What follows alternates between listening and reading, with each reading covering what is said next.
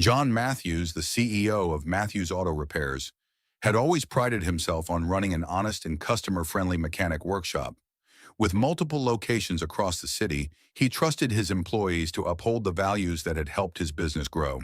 However, after receiving several complaints about poor service and rude behavior at one particular branch, he decided to go undercover to see the truth for himself.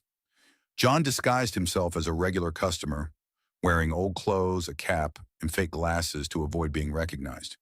He drove an old, slightly damaged car into the workshop, pretending to be an ordinary man in need of urgent repairs.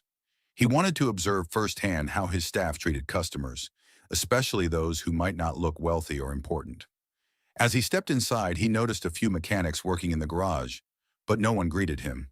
He walked up to the front desk where a young man named Derek was sitting, scrolling on his phone. John cleared his throat and politely said, "Excuse me, I need some help with my car. I think there's an issue with the engine." Derek barely looked up. "Yeah, we're busy. Come back later," he said in a dismissive tone. John was taken aback. He glanced around the workshop. Several mechanics were either chatting or taking a break. Clearly they weren't busy, yet Derek showed no interest in helping. Trying again, John asked, "Is there anyone who can just take a quick look? It might be something simple." Derek sighed dramatically, tossed his phone on the counter and muttered, "I told you, we're busy. If you don't have an appointment, you'll have to wait or leave." John, keeping his cool, decided to push a bit further. "I don't mind waiting if someone can just give me a rough idea of what's wrong." Derek smirked. "We don't do free advice here, old man.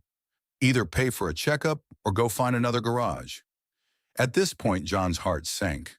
Not only was Derek rude, but he was actively driving customers away. It was clear that this behavior could explain the recent drop in business at this branch.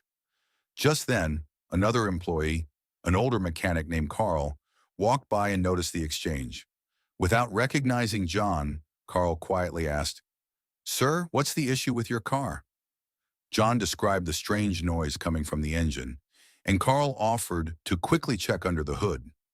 Derek rolled his eyes and muttered something about wasting time, but Carl ignored him and grabbed a few tools. As Carl worked, John subtly asked him about the atmosphere at the workshop.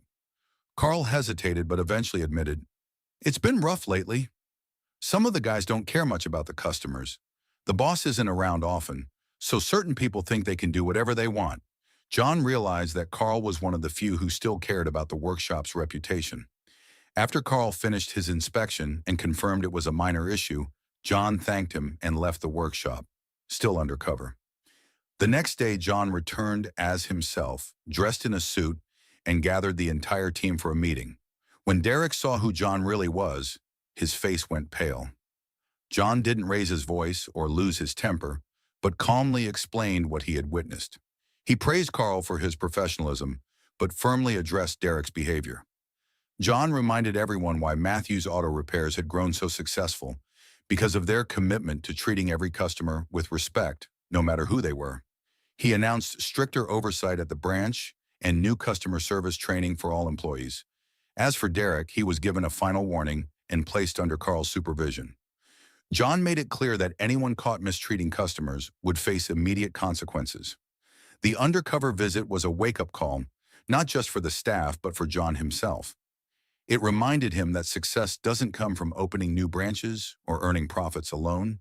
It comes from the people who work every day to uphold a business's reputation.